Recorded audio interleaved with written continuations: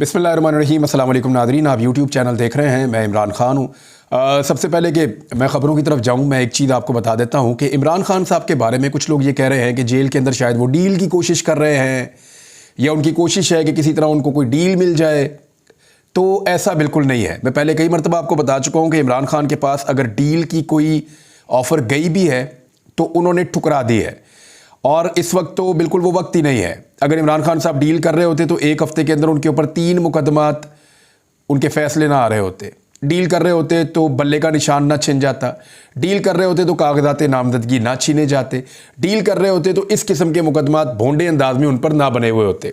तो इमरान खान साहब किसी किस्म की डील के मूड में नहीं है, और इसकी गवाही अब उन 2 सहाफ़ियों ने भी दी है जिसको PMLN या उनके हलकों के लोग जो है वो समझते हैं कि वो उनके काफ़ी करीबी हैं, और मियां नवाज शरीफ साहब के काफ़ी करीबी वो रहे हैं।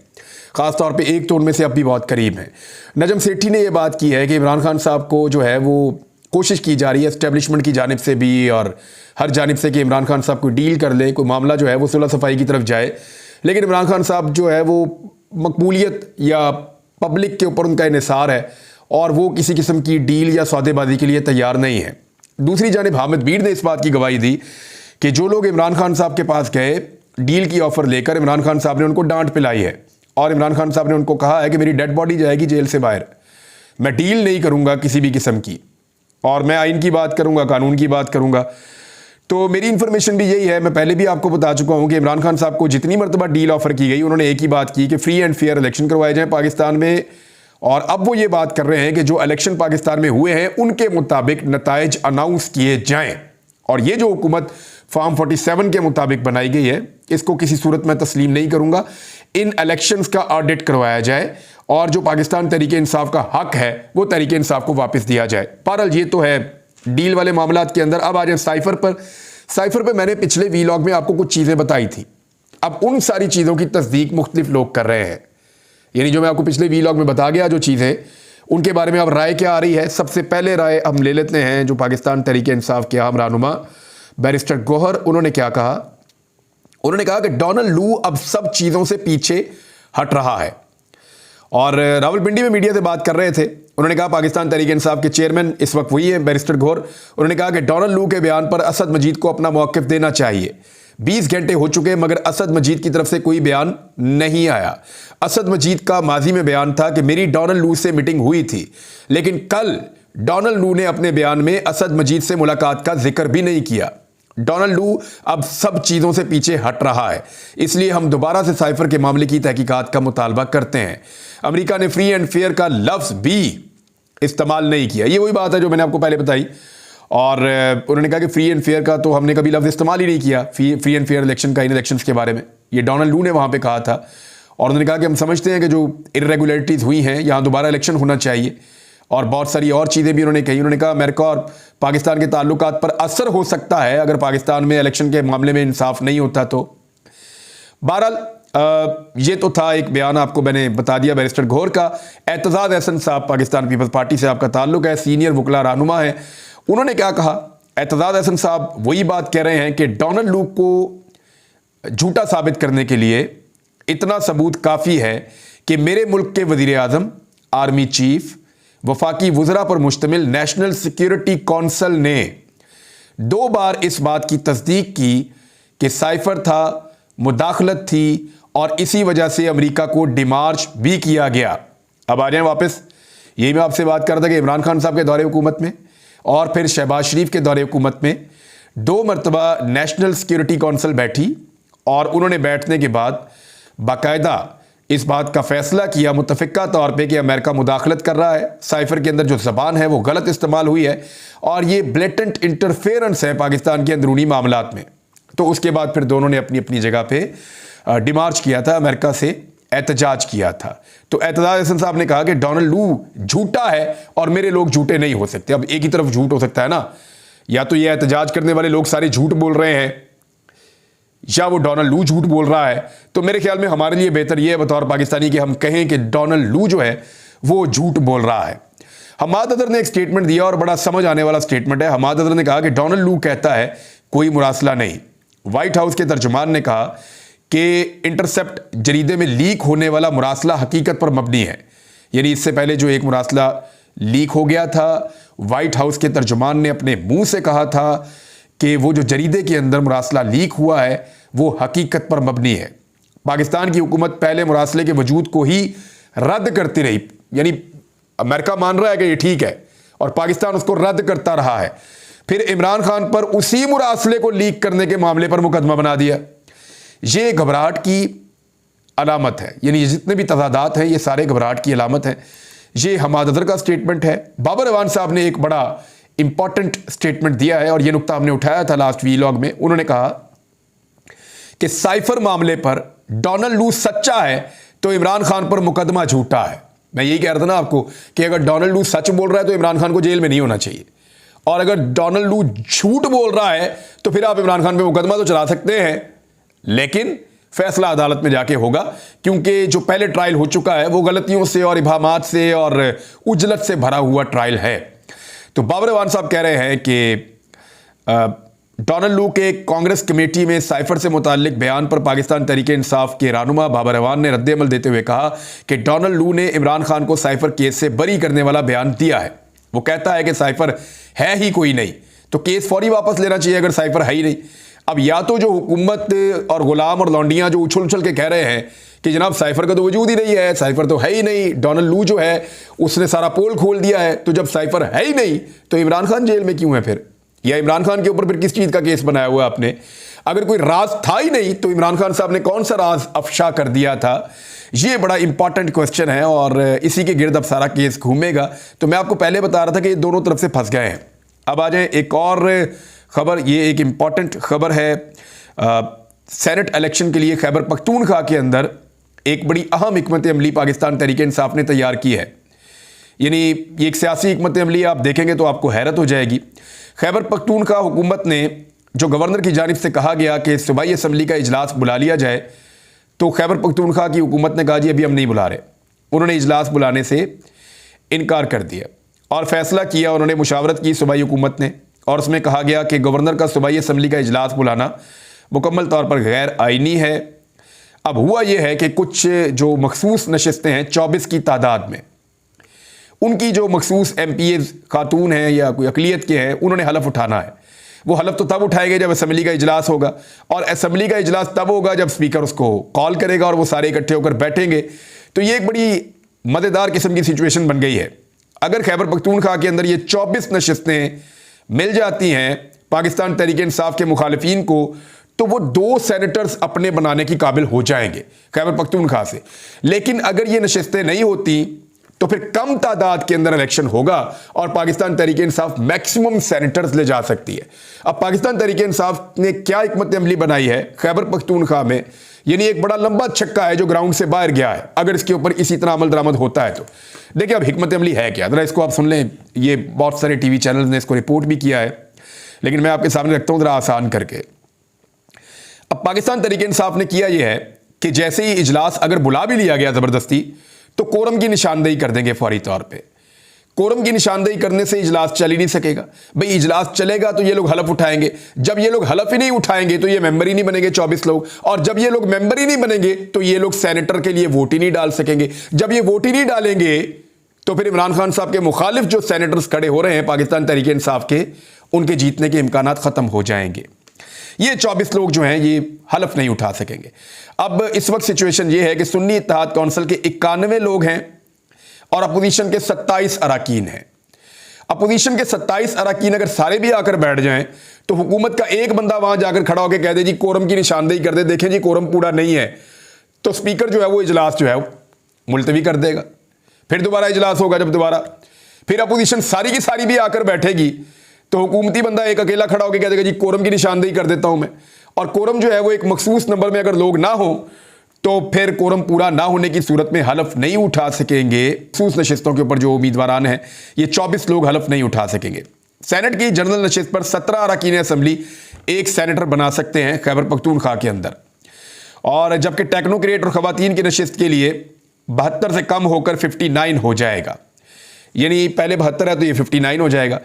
इस तरह अब जो अपोजिशन है वहां की, या आप ये समझ लें कि PDM की सारी जमातें मिलकर अगर अपना सेनेटर बनाना चाहें और पाकिस्तान तहरीक इंसाफ अपनी इसी हिकमत अमली के साथ चले तो तहरीक इंसाफ अपने सेनेटर की तादाद बढ़ा सकती है और 5 जनरल नशिस्तों के ऊपर वो आसानी से अपने सेनेटर जीत सकते हैं।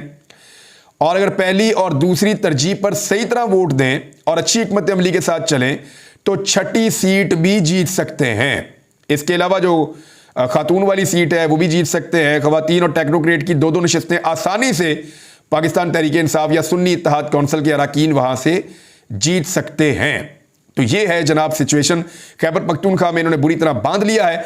इस हिकमत अमली के तहत अगर अपोजिशन चाहे कि कोई सीट जीतनी है, यानी पीडीएम की जमातें चाहें तो एक सीट उनको मिलने का इम्कान है, और अगर अपोजिशन तकसीम का शिकार हो जाती है तो फिर एक सीट भी उनके हाथ से निकल जाएगी।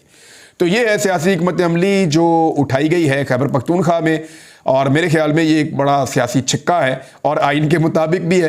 तो आइन के बीच में रहते हुए किस तरीके से सेनेट की अपनी नशिस्तें पूरी करनी है, ये तो वहां पे किया जा सकता है। एक बड़ा सरप्राइज है जो पाकिस्तान तहरीक इंसाफ देने जा रही है, बल्कि अब आपके सामने ही आ गया है। अली अमीन गंडापुर के हवाले से कुछ मुतनाज़े बयानात और उसके बाद उनकी एग्रेशन, उनके बयानात, ये बहुत ज़्यादा खबरों का हिस्सा बन रहे हैं। देखिए, मैं 1-2 चीज़ें आपको बता दूं कि अली अमीन गंडापुर रवायती सियासतदान नहीं है, एक अलग किस्म का सियासतदान है। अलग किस्म के रिएक्शंस भी होंगे, अलग तरह से ये चलेगा भी। इमरान खान साहब का बहुत काबिल एतबार आदमी है, इमरान खान साहब बहुत भरोसा करते हैं, और इस वक्त इमरान खान साहब को बहुत सारी चीज़ों को पीछे रख के एक वफादारी का एलिमेंट, एक मजबूती का एलिमेंट, एक करैक्टर का एलिमेंट, एक ऐसा एलिमेंट चाहिए था उस शख्स के अंदर, ऐसी चीज़ें चाहिए थी उस शख्स के अंदर जो खड़ा हो जाए और इमरान खान साहब का साथ ना छोड़े और कीमत अदा करने के लिए भी तैयार रहे। तो अली अमीन गंडापुर के बयानात भी उसी नौयत के आ रहे हैं।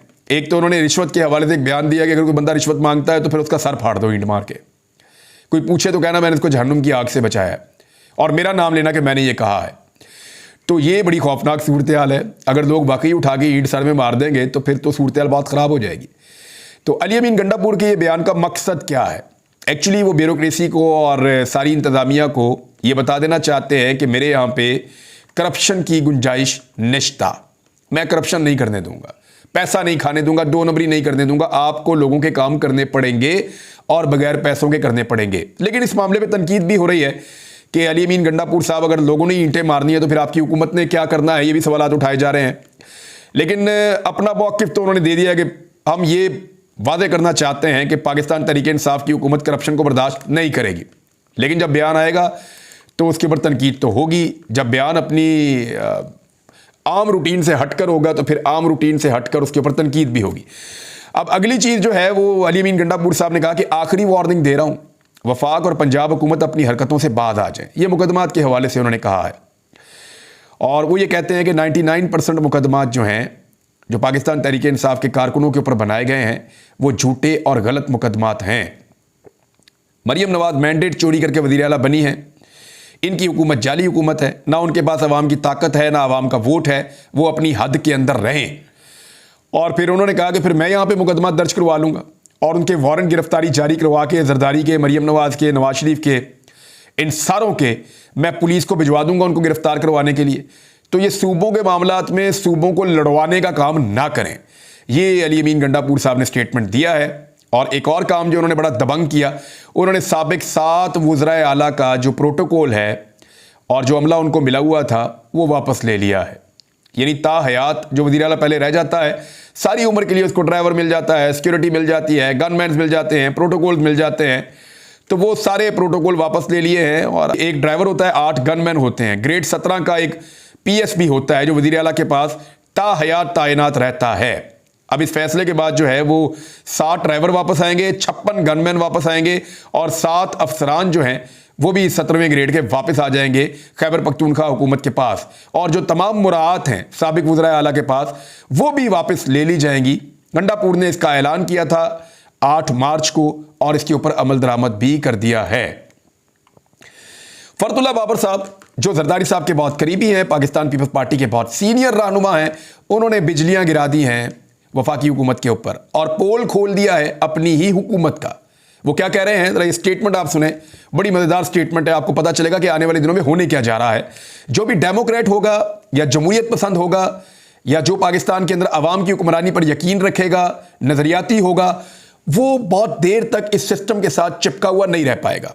ये लोग बगावत करेंगे और बाहर निकलेंगे और अपने तहफ़्फ़ुज़ात का इजहार करेंगे। जैसा कि पीपल्स पार्टी के सीनियर रहनुमा और ह्यूमन राइट्स सेल के सदर फरदुल्ला बाबर ने जो एक्स है या जिसको हम ट्विटर कहते हैं, उसकी बहाली और पाकिस्तान टेलीकम्युनिकेशन अथॉरिटी में बड़े पैमाने पर तब्दीलियों का मुतालबा करते हुए कहा है कि सिक्योरिटी से मगलूब एस्टेब्लिशमेंट ऐसे फैसले कर रही है जो एहतसाब से बालातर हैं। उन्होंने कहा कि 1 माह तक मुसलसल तरदीद के बाद वजारत दाखिला की जानिब से सिंध हाई कोर्ट में एतराफ़ किया गया है कि इंटेलिजेंस एजेंसियों के मशवरे पर ट्विटर को ब्लॉक किया गया था। उनका कहना है कि यह हुकूमत करने का एक ख़तरनाक तरीका है जिसमें सिक्योरिटी से मगलूब एस्टेब्लिशमेंट ऐसे फैसले ले रही है जो एहतसाब से बालातर हैं और जिनमें मईशत, तालीम और जमहूरी हुकूक का ख्याल नहीं रखा जा रहा। उन्होंने काफ़ी तनकीद की है। उन्होंने कहा कि अब पहले ये कहते हैं कि हमने ये नहीं किया, बाद में कहते हैं कि ये हमने किया है। फिर उन्होंने कहा कि एक ब्यूरोक्रेट था रावलपिंडी का, उसने जिस वक्त ये स्टेटमेंट दिया कि वो धांधली का हिस्सा रहा तो उस वक्त ट्विटर को जो है वो बंद कर दिया गया। अब तक उसके बारे में कोई तफ्तीश नहीं हुई, ना ही उसके खिलाफ कोई मुकदमा बना है। तो ये सारा कुछ उन्होंने गैर जमहूरी करार दिया है और अदालत के अहकामात की खिलाफ वर्जी करार दिया है। और फिर उन्होंने कहा कि इस बंदिश के मुतालिक कोई नोटिफिकेशन जारी नहीं किया गया और अताउल्ला तारड़ को ऐसा कोई नोटिफिकेशन नहीं मिला, तो हुकूमत ने इस बंदिश की तहकीकात क्यों नहीं की हैं। अब मामला यह है कि आहिस्ता आहिस्ता ये तनकीद सामने आना शुरू हो गई है और कई और लोग भी बोल रहे हैं, यहाँ से भी आवाज़ें उठ रही हैं। लेकिन एक और आवाज़ उठी है, वो सलमान सफदर इमरान खान साहब के वकील की है और वो ये दावा कर रहे हैं कि इमरान खान 25 रमज़ान से पहले जेल से बाहर आ जाएंगे। अभी पंजाब असम्बली में सिर्फ इमरान खान की फ़ोटो पहुंची है और असम्बली खाली हो गई थी। यानी जो रिपोर्ट हुआ सोशल मीडिया के ऊपर, एक्चुअली मैंने खबर तो नहीं देखी, लेकिन सोशल मीडिया के ऊपर जो रिपोर्ट हो रहा था वो शायद ये हो रहा था कि इमरान खान साहब की फ़ोटो वहाँ पे आई तो हुकूमत गुस्से में बाहर चली गई। यानी क्या हुकूमत बाइकआउट कर सकती है इजलास का? वो तो नहीं कर सकती, ऐसा होता नहीं है वैसे नॉर्मली, लेकिन ये दावा किया गया कि हुकूमत बाहर चली गई। अब बात यह है कि फ़ोटो का इतना खौफ है, अगर इमरान खान बाहर आ गया तो क्या होगा, इस बात का आप अंदाज़ा भी नहीं लगा सकते। अगर इमरान खान वाकई में रिहा हो गए ईद से पहले, तो ईद के बाद वो जब अपनी पॉलिटिकल एक्टिविटीज़ को अनाउंस करेंगे तो फिर आप देखेंगे पाकिस्तान में बहुत सारे बयानिए जो हैं वो दबरदूस हो जाएंगे और सिर्फ एक ही बयानिया चलेगा जो इमरान खान साहब चलाएंगे। और ये हम सब जानते हैं। कोई अपने आप को धोखे में रखना चाहे तो रखे, इमरान खान साहब को अंदर रखने के अलावा इस वक्त निज़ाम के पास कोई चारा नहीं है, लेकिन उनको ज़्यादा देर तक अंदर रखना भी मुमकिन नहीं है। तो ये कड़वी गोली आपको कभी ना कभी तो निगलनी पड़ेगी। आज छोड़ें, 4 दिन बाद छोड़ें, 6 माह बाद छोड़ें, इमरान खान साहब को बाहर आना है। लेकिन जिस वक्त वो बाहर आएंगे उनके पास कितनी बड़ी अवामी ताकत होगी, इसका शायद इस वक्त इस मुल्क में कोई अंदाज़ा भी नहीं लगा सकता। और चीज़ें आपके साथ बाद में शेयर करूंगा, लेकिन एक अफसोसनाक खबर यह है कि परवेज़ इलाही साहब की बाथरूम में गिरने की वजह से जेल में 4 पसलियाँ टूट गई हैं। उनकी मेडिकल रिपोर्ट सामने आई है। ये एक बहुत बुजुर्ग सियासतदान है, उनके साथ जो रवैया रखा जा रहा है सिर्फ इमरान खान साहब के साथ वफादारी निभाने पर, वो इंतहाई अफसोसनाक है और पाकिस्तान की तारीख का एक स्याह बाब ये रहेगा। चौधरी परवेज़ इलाही ने जो कुछ भी उनके ख़ानदान ने माजी में किया, वो सारे दाग इस तकलीफ़ में एक एक करके धोना शुरू कर दिए हैं। अब तक के लिए इतना ही। अपना ख्याल रखिएगा, अपने चैनल का भी। अल्लाह हाफ़िज़।